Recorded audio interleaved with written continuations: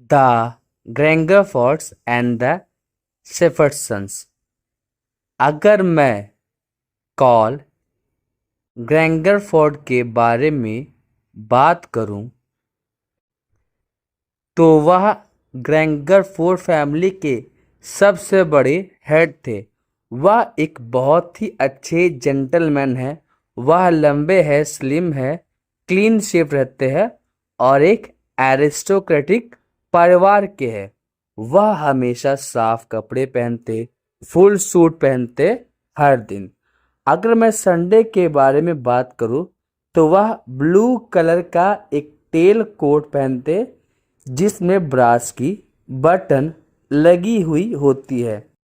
वह हमेशा अपने साथ एक स्टिक कैरी करते जिसका हैंडल सिल्वर कलर का था। वह बहुत ही काइंड पर्सन थे, दयालु पर्सन थे और मुझे वह बहुत ज़्यादा पसंद थे। जब कॉलोनल और एक ओल्ड लेडी सुबह के समय आते हैं तो पूरा का पूरा परिवार उन्हें विश करने के लिए खड़ा हो जाता है और जब तक वे नहीं बैठते उनके परिवार का कोई भी सदस्य नहीं बैठता। यह उनके संस्कार को दिखाता था।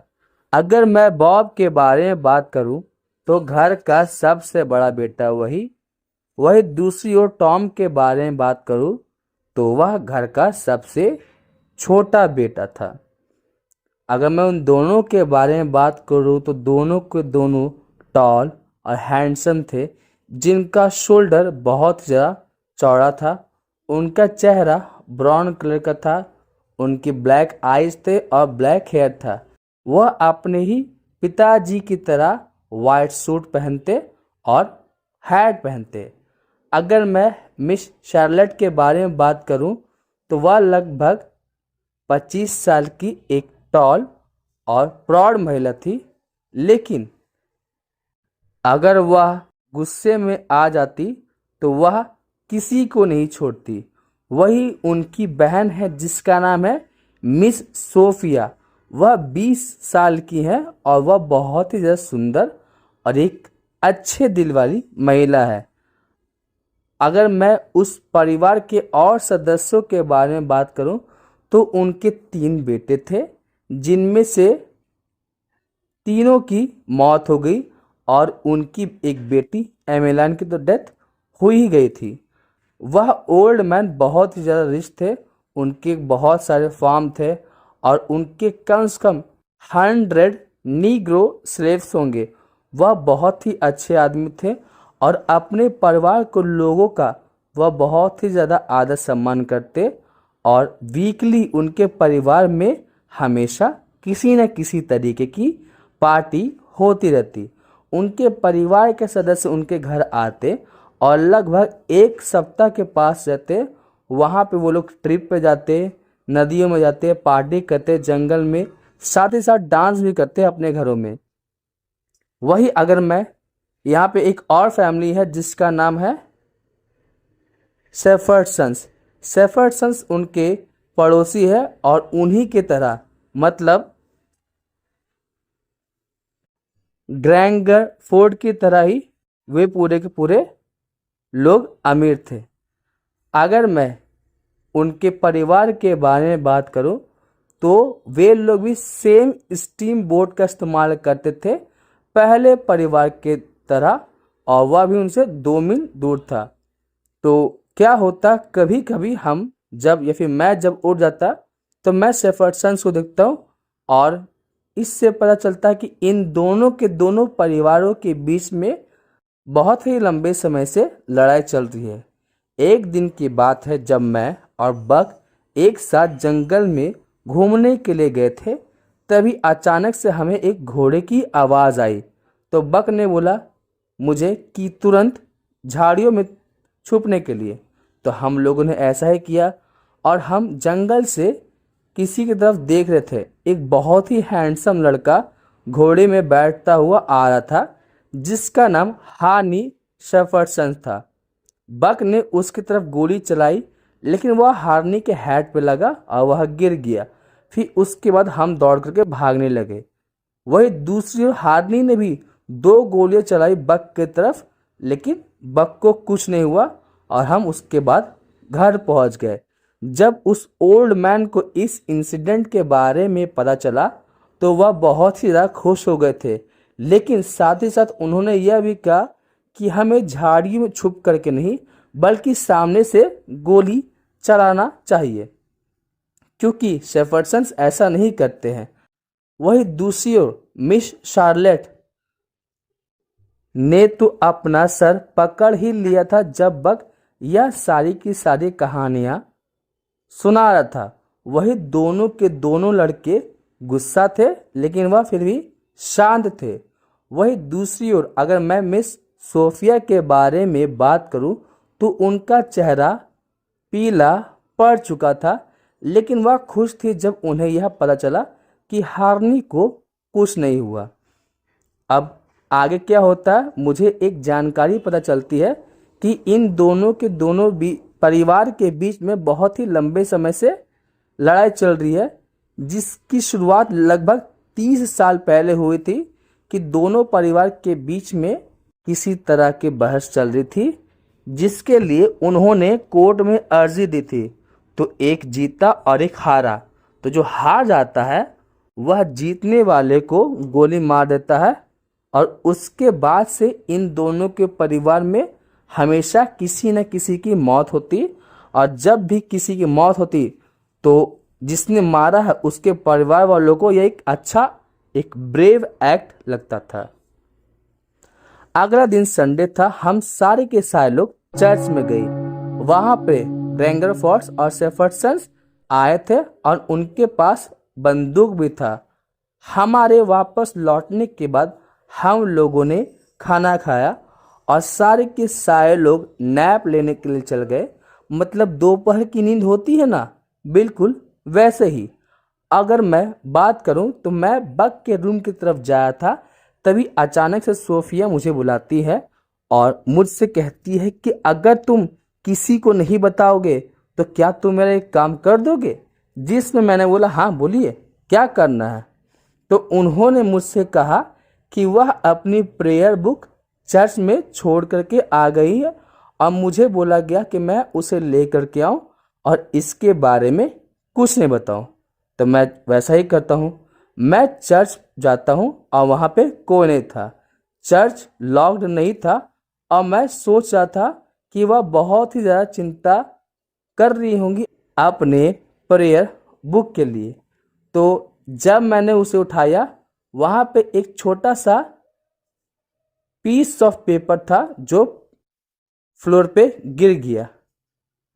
वहाँ पे लिखा था 2:30, मतलब 2:30 यह वर्ड्स उस पेपर पे लिखा हुआ था। मुझे कुछ समझ में ही नहीं आया था और मुझे उसके अलावा कुछ नहीं मिला, तो मैंने उस पेपर को उस प्रेयर बुक में रख दिया। वही दूसरी ओर मिस सोफिया मेरा इंतज़ार कर रही थी। उन्होंने मुझसे वह बुक छीनी और वह पेपर को पा करके बहुत ज़्यादा खुश थी। उन्होंने मुझे best boy in the world भी कहा और उन्होंने मुझसे एक और बात की और उन्होंने मुझसे पूछा कि इसमें जो लिखा हुआ था क्या तुमने पढ़ा, जिस पे मैंने ना में जवाब दिया।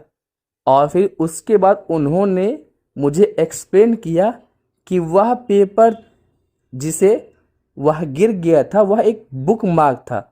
मतलब बुक मार्क क्या होता है? बुक मार्क एक ऐसा पॉइंट होता है जहां हम जब किताब को पढ़ते हैं तो जिस जगह पे हम छोड़ते हैं तो वह निशानी होती है कि हमें वहीं से शुरू करना है।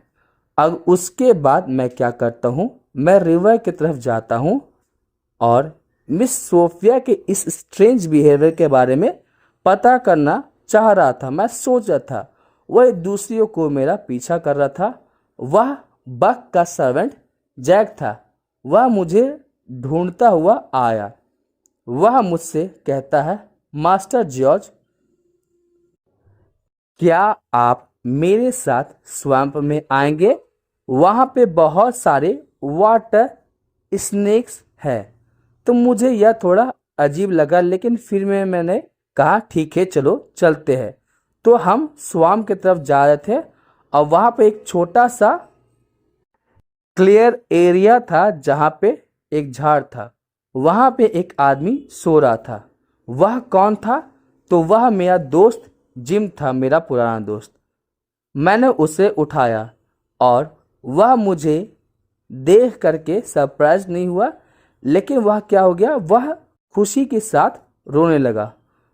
उसने कहा कि मैं तुम्हारी तरह तेज नहीं दौड़ पाया, इसलिए मैं पीछे रह गया था और मैंने सुना कि तुम मेरा नाम पुकार रहे थे, लेकिन मैंने तुम्हें जवाब देने की कोशिश नहीं की कि कहीं कोई मुझे पकड़ ना ले।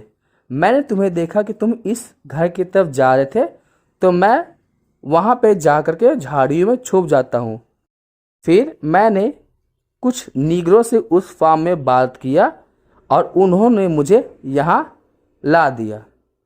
अब हर रात वह मेरे लिए कुछ न कुछ खाने को लाते और वह तुम्हारे बारे में बात करते। तो मैंने बोला कि तुमने जैक को क्यों नहीं बताया कि तुम मुझसे मिलना चाहते थे? जिस पे जिम बोलता है, मैं तुम्हें डिस्टर्ब नहीं करना चाहता था हक, लेकिन अब सब कुछ सही है। मैंने कुछ पॉट्स और पैन लाए हैं और मैं राफ्ट को भी बना रहा था। जिसमें मैंने पूछा कि राफ्ट कहाँ है? राफ्ट? कौन सा राफ्ट? जिस पे वह जवाब देता है, वही ओल्ड राफ्ट। फिर मैंने बोला, लेकिन वह तो टुकड़ों में टूट गया था ना? जिस पे वह बोलता, नहीं, उसमें कुछ डैमेज थे, लेकिन मैंने उसे ठीक कर दिया, अब वह पहले की तरह है। फिर मैंने पूछा कि तुम्हें राफ्ट मिला तो कैसे मिला? जिसके बाद वह बोलता है कि कुछ नीग्रोस जो कि फार्म में काम कर रहे थे, वह उसे छुपा दिए थे और उन्होंने मुझे भी ढूंढा तो मुझे वह मिल गया। फिर उसके बाद हम लोगों ने बहुत सारी बात की और हम वापस चले गए थे। अगले दिन मैं उठता हूँ और घर में कोई भी नहीं था। वह घर पूरी तरीके से सन्नाटे में था। तभी मुझे जैक एक वुड पाइल के पास मिलता है। उन्होंने मुझसे कहा, या उसने मुझसे कहा कि पिछली रात मिस सोफिया घर से भाग गई है। और वह किसके साथ भाग गई है? हार्नी शेफरसन के साथ भाग गई है। और पूरे के पूरे परिवार को अभी पता चला है और बहुत सारे लोग उस लड़के को ढूंढने गए हैं और उसे मारने वाले हैं।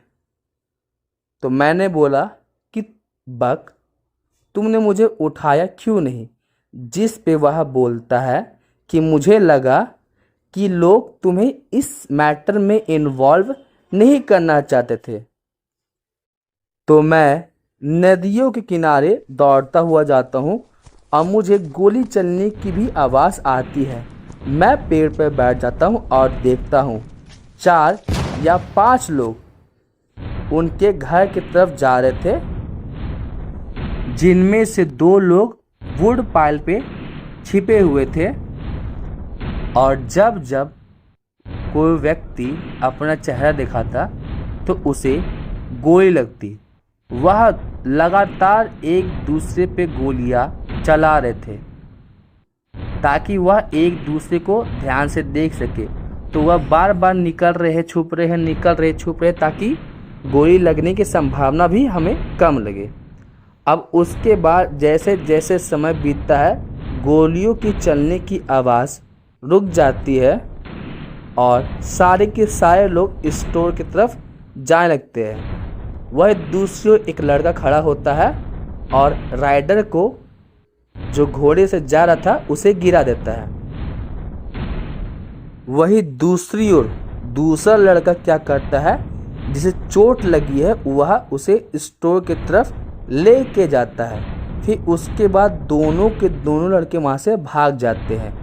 और तभी मैंने क्या देखा कि एक व्यक्ति, मतलब कुछ व्यक्ति उन्हें देख लेते हैं और फिर वे लोग जहाँ घोड़ा जाता उन्हें ढूंढने लगते हैं। लेकिन लड़के एस्केप कर चुके थे, भाग चुके थे और जिस पेड़ पे मैं बैठा हुआ था उसके पीछे के वुड पाइल में वो अपने आप को छुपा लेते हैं, जिनमें से एक बक था और एक दूसरा 19 साल का एक लड़का था। वही दूसरी ओर जो आदमी लोग थे वह लड़कों को ढूंढ नहीं पाते और वापस चले जाते हैं। तो मैंने बक की तरफ आवाज़ दिया, वह बहुत ही ज़्यादा सरप्राइज था।